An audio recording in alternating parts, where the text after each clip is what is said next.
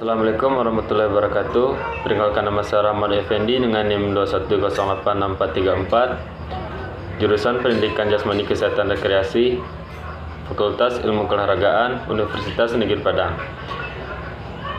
Kali ini saya akan menjelaskan yang saya dapati tentang semua materi atau pertemuan dari pertemuan pertama sampai pertemuan saat ini yang mendekati UAS, atau rangkupan secara keseluruhan semua materi. Pengertian filsafat olahraga. Filsafat olahraga merupakan pemikiran tentang keterlibatan manusia dalam aktivitas jasmani. Mengkaji pendidikan jasmani dan olahraga dari berbagai posisi pemikiran, filsafat akan mendukung olahraga dari segala manapun dan pemahaman tentang sifat, nilai tujuan, dan cakupan pendidikan jasmani dan olahraga. Sejarah pengembangan filsafat. Yang pertama itu adalah zaman Yunani klasik. Periode pada zaman Yunani klasik memegang peran krusial dalam sejarah peradaban manusia, karena pada waktu itu terjadi perubahan besar dalam pola pikir manusia dari mitos-mitos kepada pemikiran rasional. Yang selanjutnya, zaman pra-Yunani kuno. Mitologi ini dianggap sebagai dasar kuat untuk menjelaskan segala sesuatu dalam alam dan bahkan menjelaskan teka-teki alam semesta. Lewat cara ini manusia sudah dilatih untuk memulai berpikir. Selanjutnya, zaman Yunani kuno. Pada zaman ini, Yunani tidak lagi dikuasai oleh mitos-mitos, melainkan oleh logos atau rasio. Sikap ingin tahu dan menemukan hal-hal yang baru, sikap inilah yang menjadi dasar ilmu pengetahuan modern. Zaman Pra-Sokrates.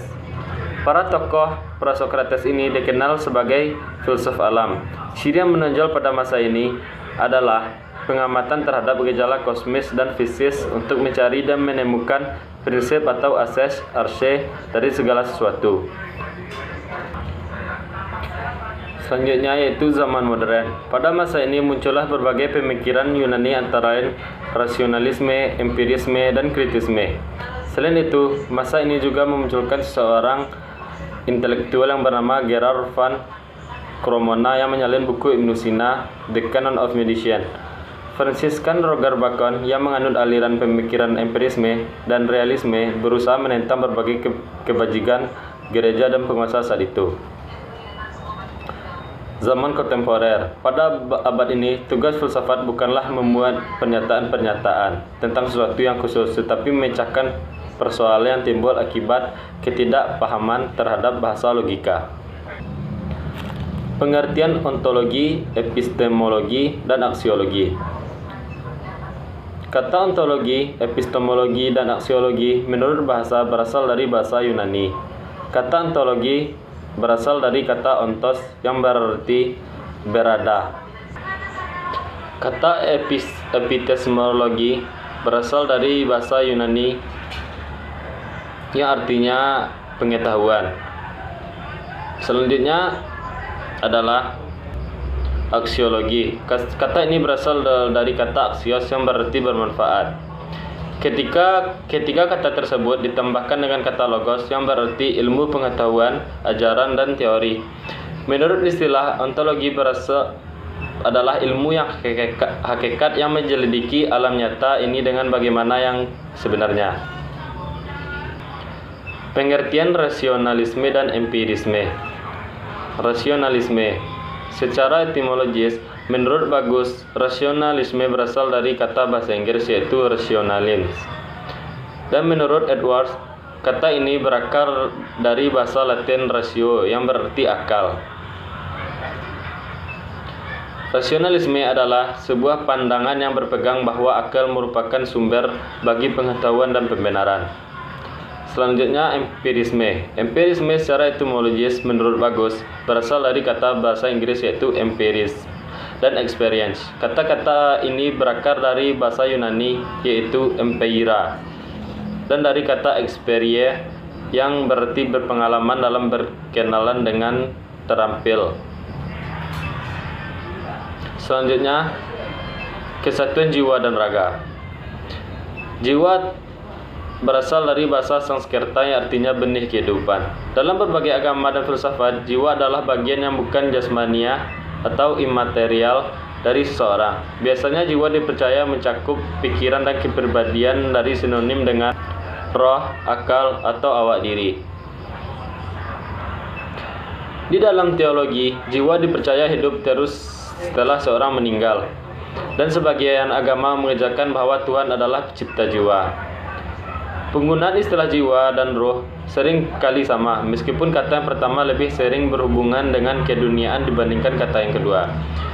Jiwa dan psique bisa juga digunakan secara sinonimus, meskipun psique lebih berkonotasi fisik, sedangkan jiwa berhubungan dengan metafisik dan agama. Sedangkan menurut Kamus Besar Bahasa Indonesia, jiwa memiliki arti ruh manusia yang ada di dalam tubuh dan menyebabkan seseorang hidup atau bernyawa. Jiwa manusia berbeda dengan jiwa makhluk yang lain seperti binatang, pohon, dan sebagainya. Jiwa manusia bagaikan alam semesta atau alam itu sendiri. Secara pendidikan,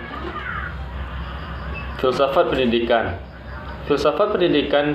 terbagi menjadi dua yang berbeda, yaitu filsafat dan filsafat pendidikan. Agar kedua dari pengertian tersebut dapat tergambarkan dipahamkan secara menyeluruh, maka penulis akan menguraikan ketiga pengertian tersebut di bawah ini. Pengertian filsafat pendidikan.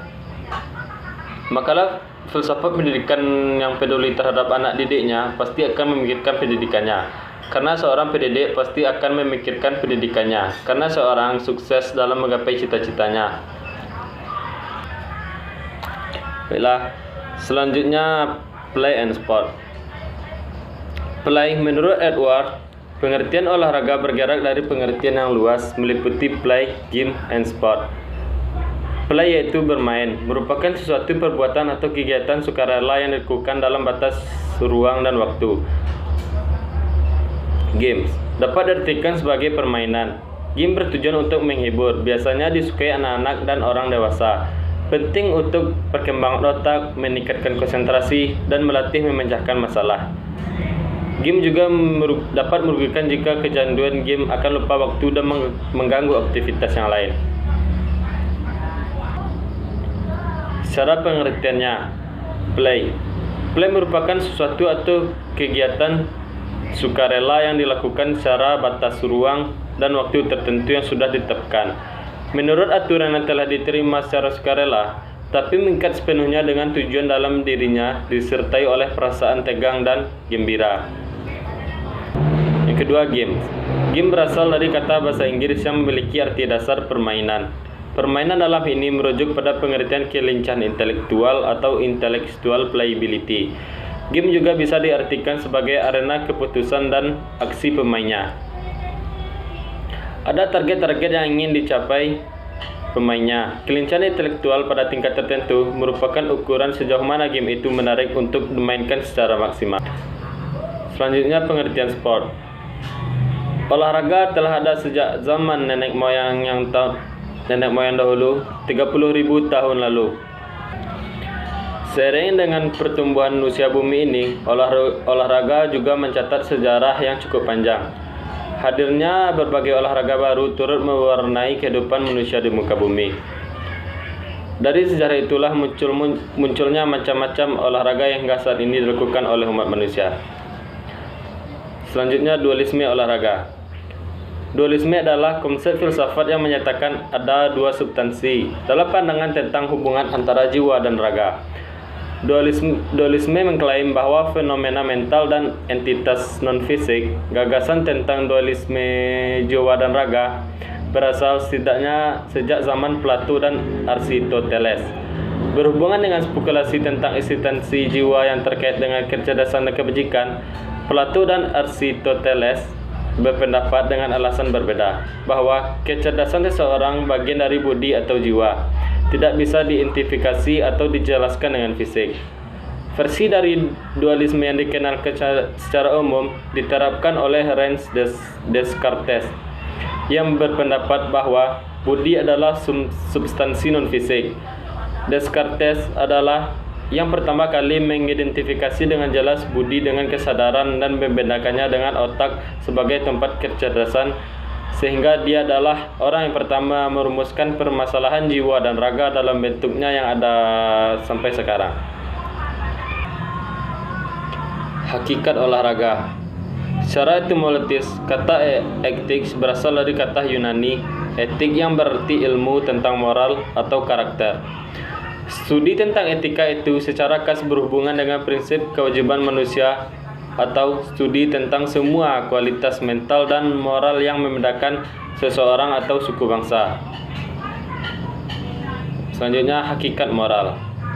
Moral berasal dari kata Latin mos dan dimaksud sebagai adat istiadat atau tata krama.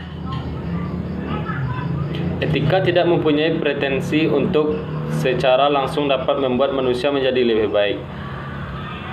Hakikat karakter. Karakter dapat dilacak dari karakter lain, karakterin, dan karak yang maknanya tools for marking.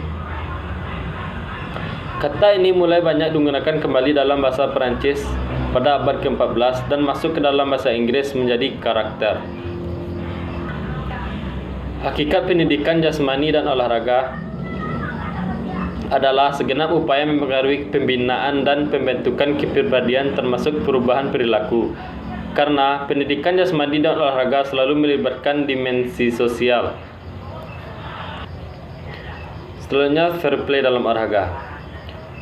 Fair play adalah kebesaran hati terhadap lawan yang menimbulkan perhubungan kemanusiaan yang akrab dan hangat dan mesra. Fair play merupakan kesadaran yang selalu melekat bahwa lawan bertanding adalah kawan bertanding yang diikat oleh persaudaraan olahraga. Doping ditinjau dari aspek etika. Pengertian doping. Doping adalah zat-zat yang menghasilkan efek untuk meningkatkan performa. Zat-zat yang terkandung di dalamnya adalah stimulan, narkotikan, genetik, anabolik, androgenik, anabolik non-steroid, atau penghalang beta. Lembaga Anti Doping Indonesia terbentuk sebagai upaya untuk menjaga kemurnian citra olahraga. Departemen Pendidikan Nasional atau Depdiknas membentuk Lembaga Anti Doping Indonesia atau juga yang disebut dengan LADI. Lembaga ini didirikan untuk memerangi doping dalam olahraga. Ketua Umum Lembaga Anti Doping Indonesia LADI, Toho Khalik Mutahhir, sesuai pelantikan oleh Menteri Pendidikan Nasional Mendiknas yaitu Malik Fedrajat di Senayan, Jakarta, menyebutkan juga bahwa doping adalah merupakan suatu perbuatan yang tidak mengikuti sportivitas dan fair play dalam olahraga. Selanjutnya, olahraga komersial. Olahraga komersial adalah jenis olahraga yang menguntungkan banyak pihak. Selain itu, olahraga komersial memiliki banyak sponsor umumnya. Itu adalah jumlah ciri dan jenis olahraga tersebut. Olahraga komersial yaitu olahraga yang popularitasnya mendunia, seperti sepak bola, voli, dan lain-lain. Olahraga tersebut menarik banyak sponsor untuk berinvestasi, baik dalam pembinaan ataupun pembangunan fasilitas dan lain-lain. Olahraga tersebut telah dikelola secara profesional dengan perputaran dana yang fantastis. Olahraga di saat pandemi.